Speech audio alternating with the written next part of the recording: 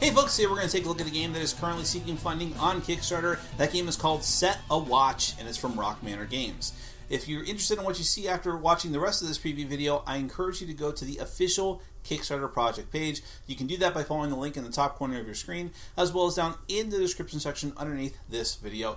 You can go there, find out more information than I could possibly tell you here, and hopefully consider backing the project.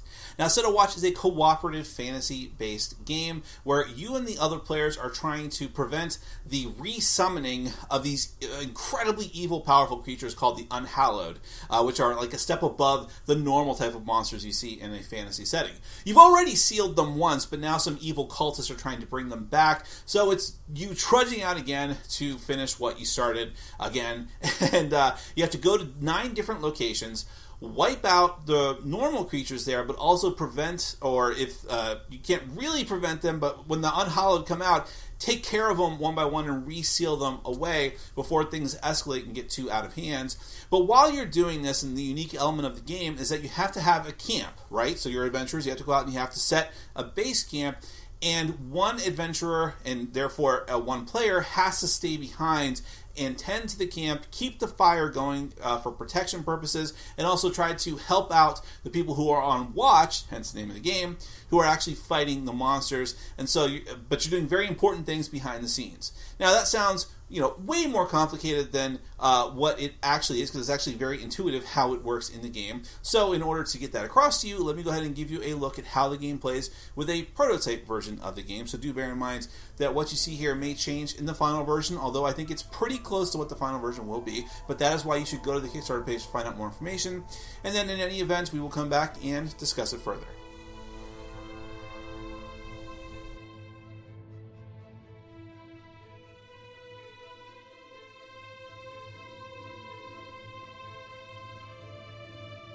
Set a Watch is a cooperative game for 1 to 4 players. Players will take control of 4 adventurers who are trying to prevent the evil Unhallowed from being summoned back into the world. The players must visit and clear out 9 different locations, with 3 of the adventurers keeping watch over their camp as monsters try to swarm it, while a 4th adventurer rests and tends to the camp actions. The players can only win if they successfully clear out the 9 locations, and will lose either if their firewood goes down to 0 and all the adventurers exhaust themselves trying to gather more, or if a summoning takes place but there are no more Unhallowed left to summon. To set up the game, first lay out the game board, which is incorporated into the box itself. Set your starting firewood at 8, or for a more difficult game, you can roll a d8 to determine what you start with. Above that track, you'll set the face-down location deck. 8 random locations are shuffled together without looking at them, and the Forbidden Tower location is always placed on the bottom of the deck as the 9th location. The unused locations are placed in a special spot in the box, as you may have to use them later. Lastly, for this, you'll flip up the top location from your newly made deck, and this will be the location encounter for the first round. Locations, when normally revealed, will tell you how much firewood the group gains or loses, how many creatures are added to the lineup there, and also a special ability that is unique to that location. The Forbidden Tower also has a unique symbol to indicate that it will be the final game-ending location. Near the game board, you'll place the face-down creature deck. 30 random creature cards are shuffled together, with a number of summon cards shuffled into separate chunks of the deck according to the chosen difficulty. Creatures come in a variety of types. The top right number of the creature cards is their health, which you need to meet or beat with damage to defeat, and the top left number indicates how much damage they will deal to the players if they're not defeated, which is dealt by exhausting players' cards. Finally, most creatures have a special ability which might be passive and always on, or it may only trigger at certain points, like when revealed, when defeated, or when in the first position of the creature line. Also near the board, you'll make a face-up stack of 8 randomly drawn Unhallowed cards. A 9th Unhallowed card is placed face down in the Horde space of the box, which we'll get back to later. Unhallowed cards are basically much nastier creatures, with higher average health and brutal special abilities that can really devastate the players. The Summon card I mentioned earlier is the main way these Unhallowed will arrive. When drawn from the creature deck, a player ability is immediately exhausted, and the Summon card itself is replaced with whatever Unhallowed is on the top of the Unhallowed deck. Finally, each player gets 1 or more adventurers to control. No matter how many actual players you have, you will always control exactly 4 adventurers, but you have 8 different adventurers to choose from. Each adventurer has 4 different traits. First, the top of the adventurer mat will tell you which set of 3 dice they get to use, either d8s or d6s. Second, each adventurer gets a set of ability cards, which are special actions a player can take during the game. If they're flipped over and exhausted, not only do you not get to use the ability, but you're closer to doom, as the cards also serve to keep track of your vitality, essentially. 3 of them are randomly chosen and placed face up on your board at the start of the game, with the other 2 left off to the side for potentially later use. The third adventurer trait is the camp action. Everyone has a unique action that is only usable if they're the one resting in camp for that round.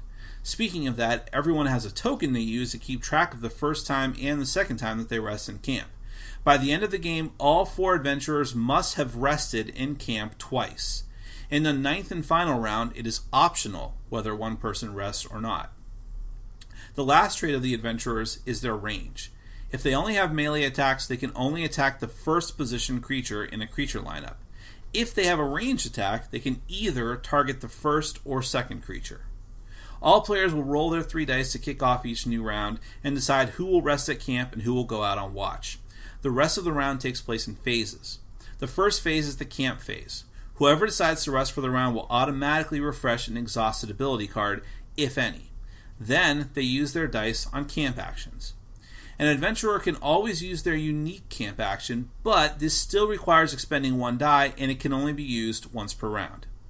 For regular actions, first, up to 3 dice can be placed to chop wood, which nets 2 more wood for each die. Then there's scouting ahead, which can also be done up to 3 times. Each time, you take the top 2 cards of the creature deck, look at them, and place them back either at the top or the bottom of the deck. Each time you want to use this in a round, you'll have to place a die of higher value than the last. The next action is somewhat similar to this, but it's called checking the map. Draw the top card of the main location deck and the top card of the unused location deck. Choose one to go back on top of the main deck and the other one to go to the bottom of the unused location deck. This can only be done once per round. You're only allowed to place 1 placement for the healing ability, but it requires a die of exactly 6. Refresh an exhausted card for any adventurer. And once per round you can equip, which means using a die to remove one of your ability cards and replace it with one of your reserve cards, though if the old one was exhausted, so is the new one. There are also rune actions, the spaces of which are actually on the back of the location cards. To use these 3 special actions, you must have rolled doubles, and you must use those dice to perform 2 different rune actions. First is sealing, which lets you take an unhallowed out of the creature discard pile, called the graveyard, and put it at the bottom of the unhallowed deck, effectively out of circulation. Second is vanquishing, which lets you remove the top card of the horde deck from the game. The horde is that first unhallowed you placed there earlier, plus every creature that slips away from you at each location. They'll come back to swarm you in the final round. And the final rune action is Bolstering, which lets the 3 adventurers on watch re-roll their lowest die. When the camp player has finished placing all their dice, that phase ends, and that player will make the creature line. Start drawing from the creature deck and make a face-down line of cards, beginning closest to the camp board and with an amount of creatures equal to what the current location requires, and making sure to keep them in order starting from the board. Then, look at your firewood rating. The number tells you how many creatures you can reveal immediately starting from the enemies closest to camp. Remember that if a summon card is revealed, it must be replaced with an unhallowed immediately, and any creatures in the lineup with reveal abilities will use them immediately when drawn into the line. Then, players can collectively assign their rolled dice to the creatures if they have the range. If you meet or beat their health and survive their abilities with the dice that you place, they're dead and sent to the graveyard. Alternatively, you can use your dice to activate your ability cards if possible. Most cards also let you activate them twice if you're willing to exhaust that card. Any creatures that are not killed after all watch actions will reorganize, attack the players, and make them exhaust cards, and then get added to the growing horde pile. After that, assuming no one is completely exhausted and the line is clear, the round will end. The location will be discarded, and a new one will be flipped over and adjust your firewood. The final round of the game at the Forbidden Tower is a little different. First, the players can optionally choose to have someone be at camp, or just have everyone be on watch fighting the creatures. Second, in addition to the normal lineup of creatures, Any cards in the Horde stack are added to the back of the line, and you'll have to deal with all of them. If the players can successfully fend off the creatures and get through all 9 locations, they win. If all players on watch get completely exhausted in battle, or if a summon card is revealed but there are no more unhallowed left in the deck, the party falls and the game ends in defeat. That is Set a Watch. So yeah, you can definitely tell that when they designed this game, they were looking to make it stand out in the crowd of cooperative games. Because there are a lot of cooperative games in the last 5 years. They've just sort of blown up, and that's become one of the predominant genres, basic, overarching genres of the board gaming industry. And a lot of fantasy-based ones too. But there's just so many unique elements here that I haven't really seen before. I mean, right off the bat, when you talk about the components, you have how the board, because you didn't need a huge board for this game, because it's dice placement on a limited number of actions, plus your character boards, your character cards, function as places to put dice as well. So they said, well, okay, let's just make a nice box and have that actually be the board and the places to store some of the card decks as well.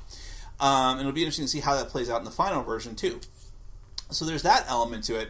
And then there's the whole aspect of cycling through how the characters can act in a round, where some of the characters have to go out on watch to fight, one of them has to stay back to tend to camp actions, and everyone's required to do that 2 times during the course of the game. Knowing that ahead of time, and then you have that floating 9th round where you can decide whether to do it or to go all in on the attack, knowing that you have to do that ahead of time is interesting, because you have to look at which adventurers you're using, and there's a lot of adventurers with a lot of different ability cards, which adds a lot of variety to the game. But you have to look at those different adventures and decide, okay, who is going to be, in the beginning of the game when things aren't necessarily that bad. Well, I mean, it's kind of random because you don't really know how bad things are going to be. But it's, okay, do we save our big guns for when some of our weaker adventurers have less cards available, and then put them, then they can take, if they're really hurting, they can go for a camp action, and then have our big guns come out when things are looking kind of bleak, or, sometimes you can't predict how it's going to happen, but you can definitely sort of plan things out if you need to. And that's a very interesting element to the game. And it also means that you're not necessarily doing the same things over and over again, just like, okay, I'm fighting and putting dice out there. No, someone is going to have the experience of having a ton of different actions, or everyone's going to at least twice, and potentially a 3rd time in that 9th floating round.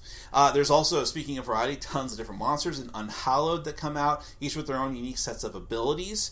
The variety of different actions that you have and how they interact with that. Now you can sort of use actions to stack the location deck or the creature deck and give you some sort of advantage and some sort of control over the randomness and chaos coming out from these different monsters that are overrunning the fantasy world. Is very interesting. The whole concept of the firewood and how that is both your lifeline, in a sense. You want to keep that going to keep yourselves from having to keep it going and exhausting yourselves, and therefore potentially losing the game, but also how it can reveal, and this is another very thematic element, reveal more and more of the creature cards that come out in the lineup to give you as much of an edge as possible before you're just slammed with a bunch of damage exhausting your cards.